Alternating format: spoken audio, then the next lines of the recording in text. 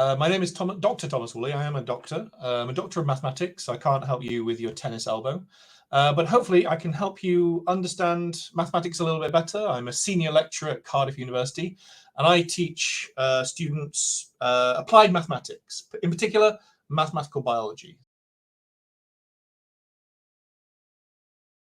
Math bio is a varied field. You know, it comes in a whole spectrum, all the way from very, very applied biologists, mathematicians who will actually sit in an experimental lab and focus very much on the experiment that they're doing, all the way to perhaps a bit more theoretical, a bit more mathematical, where you use the biology as a jumping off point to do some nice maths. You say, okay, I want to do this maths, but I need to motivate it. And what's a good motivation? There's perhaps something in reality, but I'm not really going to talk about that.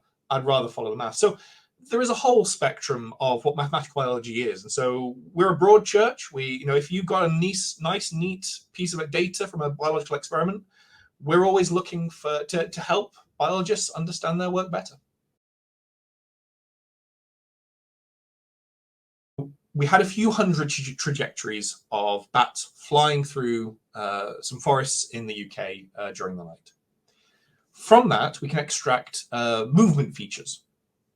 And the key movement feature, there are many you can extract, but one of the key ones is called mean squared displacement. Okay, so if here is the roost, the one thing that they did also have in this data set was they knew where they started from and they knew where they ended, their roost, where they sleep. So the bats started there, they then flew out, they flew around, they foraged, they ate lots of insects, and then they came back.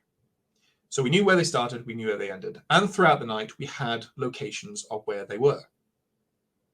From that, we take, at each time point that we have, we take their displacement. How far away from the roost are they? And we square it. And as I say, we had a few hundred of these trajectories, so we average over the night, so we get a better average of how they're moving. The reason why we just take the displacement and square it is we reduce the two-dimensional information in well, bats fly in 3 dimensions, but unfortunately we can't say how high they are. So we have to flatten it first to 2 dimensions. Where are you on a map? And then we flatten it to 1 dimension of just how far away are you from your roost. So you start at the root, your displacement is 0. You increase your displacement as you spread out and you forage. It then tapers off. They start getting to wherever they want to be and they forage, and then they come back. So their displacement comes back to 0. So that's what we saw. That's what we saw in the data. And there's obviously 2 parts to that. There's the first spreading, and then there's the coming back.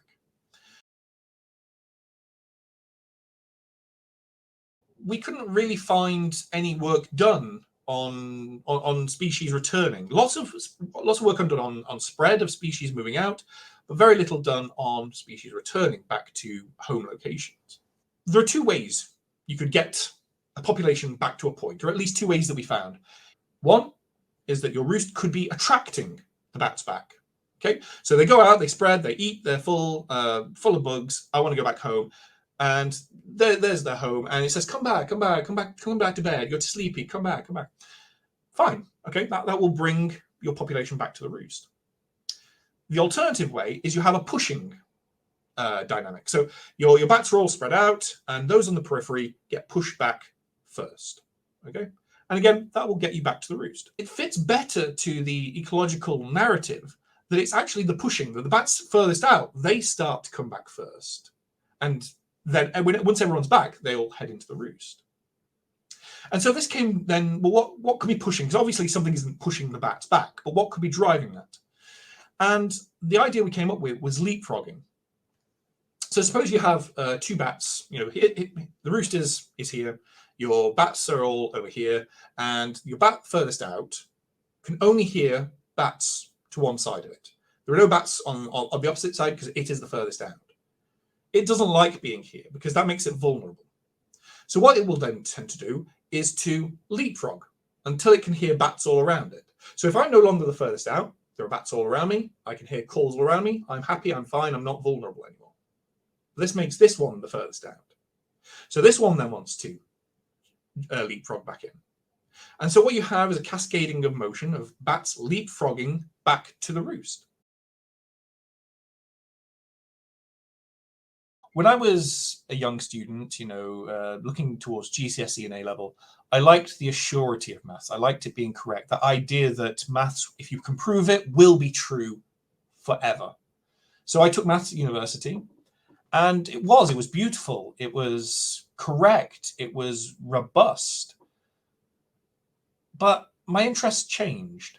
And there was a course in my third year that did mathematical biology. And one of the final things of that course was all about pattern formation, the creation of complexity from simplicity. So the question we were looking at there was, how do zebras get their stripes? How do fish get their spots? And it blew me away. It wasn't a proof, you can never prove that this is what biology is doing, unless eventually, hopefully, if biologists can isolate all the pathways and tell us what they're doing, then maybe we can. But it was just such a beautiful mathematical idea, and also such a wonderful application of mathematics, that it blew me away. And it was just one of those moments that changed my life completely. I never, third year, I always think, I'll get a maths degree, I'll go work in a bank somewhere in the city, or I'll earn some money, it'll be fine, it'll be standard. But that changed my life. The idea, that course, and that final part of the course, I had seen something that I wanted to know more about.